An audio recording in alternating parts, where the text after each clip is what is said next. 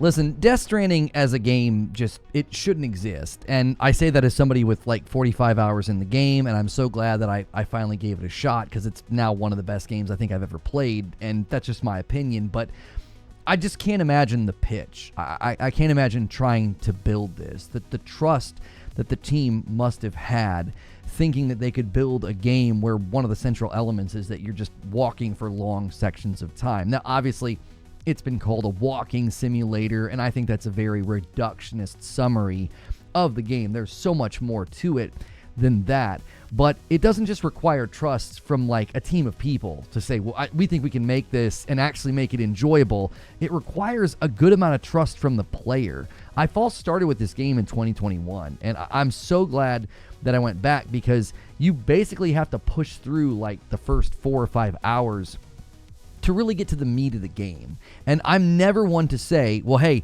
if you just keep playing, it gets better. You got to put up with it, or you got to push on. I've always said that if you can't hook me in the first hour or two of a game, then it's unlikely that I'm going to trust you to keep pressing on and keep playing. But this is true for Death Stranding, and I want to talk about why this game just should not exist. It just shouldn't work. But ultimately, I'm going to tell you why it does, and I'm even going to make some recommendations on how you could approach this game and why I got the 45 hours and why I loved it. And this will be spoiler free. The game is having a bit of a resurgence because of Death Stranding 2, and I don't want to ruin any of those good story moments for you. So without further ado, Death Stranding is a game that shouldn't exist, but I'm really glad that it does. Now, before I get into this, if you like anything in this video or you find yourself enjoying the content at some point, be sure to hit like and subscribe when you're watching it. Now, the gameplay is the big thing I want to talk about first and foremost, because the intro is one of the dilemmas that a lot of people have had with this game. It's beefy, it's meaty, it's slow, there's lots of cutscenes. I'm going to talk about the elements of the cutscenes in a little bit.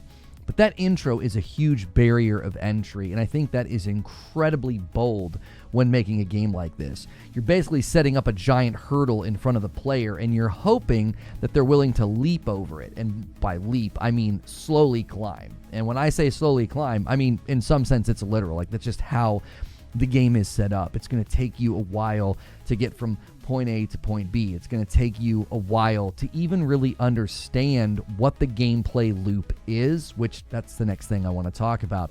The gameplay loop itself is essentially you're delivering packages, and there's systems on top of systems on top of systems. So you have to kind of learn how to navigate how much you can carry, how to maintain your balance. Do you want to bring something that's going to help you climb or get across the water? Do you want to minimize how much you're carrying? And then you got to plot your course. Now, I took a very different approach to plotting my course. I would just sort of periodically pull up the map and scout out where I wanted to go next. But you can literally create lines on the map if you want to do that. And within that gameplay loop is a lot of pain. And this again is the reason why, like, this game just shouldn't exist. Like, to make a game like this and for it to be enjoyable, it just sort of stands against all reason. It's almost confounding to think that you're going to play a game where you're climbing and trudging through water or across big terrain. Then there's the enemies that are mysterious and confusing, and you honestly don't even know what to do sometimes, and it's a little scary. And you can have significant amounts of time taken from you because of how the gameplay loop is set up. So I am going to make a recommendation right here, okay? A lot of people are trying to give this game another go. They're trying to give it another shot. And what I would tell you is to turn the difficulty down. I turned it all the way down to very easy. Yes, but that's a setting. It's not just easy. It's very easy. And one of the things this allowed me to do is it allowed me to avoid a lot of the pain and just to get immersed in the world and the story. And then eventually, once I got to the gameplay loop, I was hooked. I couldn't stop figuring out faster ways to deliver packages. They introduce mechanics and tools as you play that always sort of enhances the loop a little bit more. I've always kind of explained that games like this feel like a spiral staircase. You're sort of looping up and elevating your experience as you get more things. So suddenly you have weapons, suddenly you have vehicles, suddenly you have things that can help you traverse more quickly.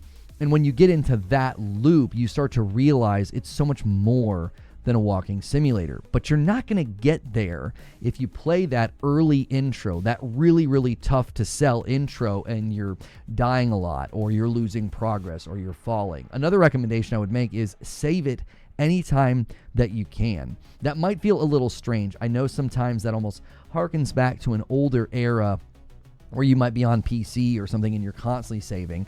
But this game, I think, was more enjoyable because I never really felt that foreboding sense of like, well, if this doesn't go well, I'm going to lose 45 minutes of my time or 20 minutes or whatever. I have very limited playtime. And admittedly, the gameplay loop is going to take up a ton of your time. Just completing this game, mainlining and doing a little side questing here and there, I landed well over 40 hours. And I got hooked by some of the microcosmic loops. I was building roads. Once I connected the roads from one section to another section, it just felt so good. And I had to stop doing that. I was like, I have to stop doing the side missions and the road building. I got to get back to the main quest or I'm never going to finish this thing. So that would be my recommendation.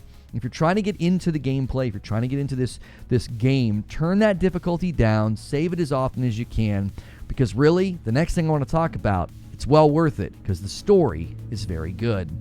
Another pretty compelling reason that Death Stranding as a game just really shouldn't exist is because the story kind of doesn't make any sense. It's very cryptic, it's very confusing, and that can be difficult, I think, for a player to really grab a hold of anything. Most video games, you have a very clear-cut protagonist, antagonist. You know who the bad guy is. You're the good guy. You are trying to get revenge, or you're trying to rescue somebody. And I think that usually then just directly ties to the gameplay loop. And the way that the story is set up, it even somewhat feels disjointed from the gameplay loop because you're not really sure what it is that you're doing. Like, you know you're delivering packages, like you know you're trying to help people, but you're not really sure what the point of all of it is. It can feel a little bit untethering to just suddenly be in a world and you're struggling to achieve the things that you're trying to do, and you're also trying to really understand who all the various characters are. Why do some of them have such strange names? Some of them are wearing masks, and some of them appear out of nowhere, and then you don't really know what the point of it all is. But here's the thing. Within this very creative, macabre, mysterious environment and story that Kojima tells, he creates these very touching and poignant moments. There are particular story beats with, no spoilers, but a character named Mama, and there's a story beat with somebody named Hartman, and I'm here to tell you, they are so creative and yet so rich and touching within something that seems almost insane. Like the sci-fi nature of it, the mysterious nature of it, it almost has a bit of a Twilight Zone vibe, which I'm a huge Twilight Zone fan. So I love the intrigue behind trying to kind of figure out what happens. And I'll even say this, you really want to press on because there's sort of one set of credits and then there's sort of the real set of credits at the end, and you got to press on beyond that because there were some big moments within the story that happens at the very, very, very end, and you've got to press on, press all the way on until you're to what is called Chapter 15, which is just an invitation to kind of go back in the world and continue doing stuff if you would like. But there is a very singular end point to the game that I thought was just beautifully built. And this is another element of what I think makes the game such a tough sell, and it's the overwhelming amount and the length of the cutscenes.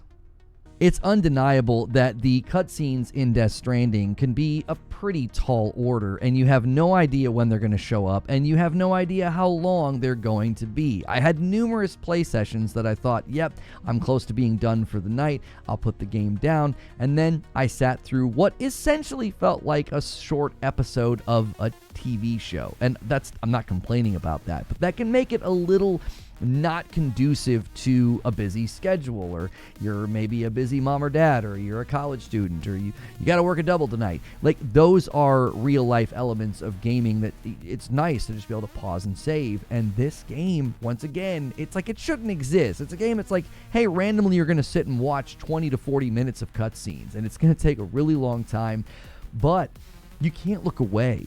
they're gripping. You're like, what is going on? Who is that? What are they talking about? There's this veiled sort of sense of mystery. There's always a sense of intrigue. There's something around the corner. There's going to be some kind of a development, or something's going to happen. And I really think within that space of having those cutscenes, I know some people say that games like this are like movie games. It does create a certain element of elevating this game beyond just being a game. I had people sort of in the wake of finishing and rolling credits. They're like, well, what do you think? I'm like, I honestly don't know what to think just yet. It sort of hangs in the air afterwards. It was like when I finished the very first game, The Last of Us. It just sort of hangs in the room with you. You're sort of like, wow, what did I experience? What was that? And I think one of the main functions of that is the cutscenes. And so ultimately, what I want to do now is I want to argue, all the things I've said up to now are why this game shouldn't exist. It should have never gotten out of the pitch phase. You should have never been able to convince a development team to build a game like this. And yet, they did. And really, ultimately, I want to talk about why it works. This is going to sound weird, but one of the primary reasons this game works is the music. And I know that seems like, how could the music make this work? Well, there's a pretty poignant moment, and I put this out there on Twitter, and another person did the same thing. They put almost the exact same clip, and I called it the moment that Death Stranding hooks you. It's like suddenly it all makes sense. You're on a journey. You're not just playing a video game. You're not just slugging away at an objective or a bounty or a checkbox. You are going on a journey, and it's your own. You can choose what path you want to take. You can choose to make it easier or harder. You can take any route that you really feel like taking. And the music really lands that, because what it does is it makes you reflect. It makes you sort of stop and just appreciate that you're in this large open space. The scope of this game, you'll sit and look at a waterfall, or you'll sit and look at a mountain range, and the sense and the breadth of how far you can go. You quite literally can go anywhere in the game. The music ties that all together like with a bow. You get this sense of like there's a soundtrack, almost like when you take a long trip or a long journey and you're on the road or you're in an airplane and you just put the music on to kind of let the moments wash over you. I think that Kojima rather brilliantly creates that experience in the game, and the music does it. And the fact that he sort of clues you in, like the music, the name of the title pops up on the screen, almost to tie you into the idea that there's something else going on here. You're not just playing a video game. And all throughout, there's these moments that happen within the story that I've already talked about, but there's memories. And you really want to pay close attention to those, because at the end, there's some pretty big moments and some, twists and turns and developments that aren't going to land on you if you've been kind of skipping through those. And they can be a little tough because you're getting this like underwater feeling for some of the scenes, and you're trying to figure out what is going on and who is talking to me. And listen to those and watch those, because those memories are a huge tie-in at the end. And another reason I think this game works is it's just systems on top of systems that I think become very enjoyable once you sort of master organizing how much you want to carry, or you start utilizing the tools at your disposal, like dragging like the little floating cart behind you, or utilizing a motorcycle, or the trucks, or the road systems, and people really, really sing the praises of the zip lines, and I didn't really use the zip lines. I became kind of a billy goat on a motorcycle. I got really, really good at using the motorcycle on pretty much any route that I needed to take. It was a little obnoxious. It was a little rough. I may have blown up a few motorcycles, but that's the last piece of this puzzle. It's the freedom. The freedom to just plot your own course, have your own adventure or journey or whatever it is you want to do. If you want to build roads, or you want to go and fight mules and try to gather resources, if you want to do all those things, you can. And there's something about that is cozy or therapeutic, which might seem weird to say. I almost miss the game. I can't go back and have the experience again. To me, it's a very sort of one-shot game, and I have to move on and play other games. But I miss that cozy feeling of sitting down on the couch and I'm trudging out to go on whatever mission or whatever journey I have for the evening, and the freedom to do it in my way and just sort of experience the cutscenes and the story beats, the gameplay loop, and the music all in my own time, it really only leaves me with one conclusion to tell you.